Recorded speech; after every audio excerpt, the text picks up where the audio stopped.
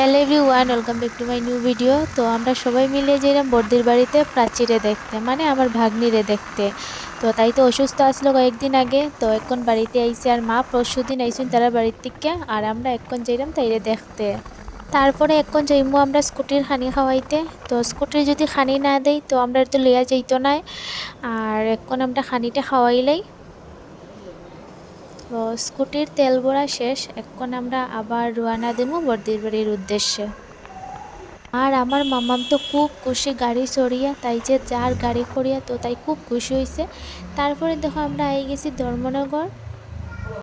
এখন আমরা আই গেছি দিঘির পাড়ে। আর দিঘির মধ্যে যে শিপটা আছে এটা আমি একদিনই দেখছি না সামনাসামনি। গাড়িতে যাওয়া আসার সময় দেখা হয়, কিন্তু সামনাসামনি দাঁড়ায় যে অল্প একটু সময় দেখবো, তো এটা আর দেখা হয়েছে না। তবে দেখার ইচ্ছা আছে, তবে দেখবো একদিন। তারপরে আমরা এখন এখান থেকে বাবার লেগে কিছু খাওয়ার লইছেন, তারপরে আমরা রওনা দিলাইছি আবার। তো দেখো আগলাপুরের রাস্তাতে আই পড়ছি। তো সামনেই তারা বাড়ি। তো চলো তারা বাড়িতে যাই। বর্দির বাড়ি আই পড়ছি, তো ভিতরে যাই। আর তারপরে আমি আমার ভাগ্নিরে দেখাইবো তোমরারে যে আমার ভাগ্নি এখন অল্প একটু সুস্থ আছে। আমার মামাম দেখো এখানে দাঁড়াই দাঁড়াই তাই বনুরে দেখে। আর প্রাচী তাই মাসির সাথে কথা হর।